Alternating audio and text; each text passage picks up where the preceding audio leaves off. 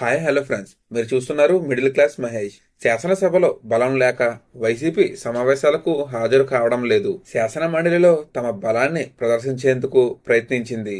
అయినప్పటికీ బడ్జెట్ సమావేశాల్లో వైసీపీ ప్రభావం చూపడంలో విఫలమైంది. శాసన మండలిలో జగన్ కు రోజురోజుకు చిక్కులు పెరుగుతుండటంతో పార్టీ బలం తగ్గిపోతోంది. కైకలూరు ఎమ్మెల్సీ జయమంగళ వెంకటరమణ వైసీపీ ప్రాథమిక సభ్యత్వానికి ఎమ్మెల్సీ పదవికి రాజీనామా చేశారు. జగన్ దృష్టికి సమస్యలు తీసుకెళ్లిన స్పందన లేకపోవడం వల్లే వెంకటరమణ అసంతృప్తి వ్యక్తం చేశారు. ప్రజల సమస్యలను పరిష్కరించలేకపోయాననే ఆవేదనతో రాజీనామా చేస్తున్నట్లు వెల్లడించారు. కొల్లేరు ప్రజల కోసం ఇకపై పోరాడతానని వెంకటరమణ స్పష్టం చేశారు.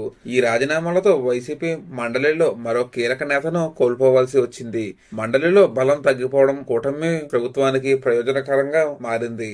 వైసీపీ నుంచి ఇప్పటికే పలు రాజీనామాలు రావడంతో పార్టీ బలహీనత బయటకు వస్తోంది. వైసీపీ నుంచి సునీత, పద్మశ్రీ, కళ్యాణ్ చక్రవర్తి ఇప్పటికే రాజీనామా చేశారు. మండలిలో కీలక బిల్లులు ప్రవేశపెట్టేందుకు కూటమి వ్యూహాత్మకంగా అడుగులు వేస్తోంది. చంద్రబాబు మండలి బాధ్యతలను పవన్ కళ్యాణ్, నిమ్మల రామానాయుడులకు అప్పగించినట్లు సమాచారం. జగన్ పై పార్టీ నేతల్లో అసంతృప్తి తీవ్రమవుతూ ఉండడంతో వైసీపీ ఆపద్ధర్మంగా అస్తిత్వంలో ఉంచడానికి సవాళ్లుంటున్నాయి. జనసేనతో కూటమి బలం పెంచుకునే దిశగా రాజీనామాలు, పునఃక్రమీకరణలు కొనసాగుతున్నాయి.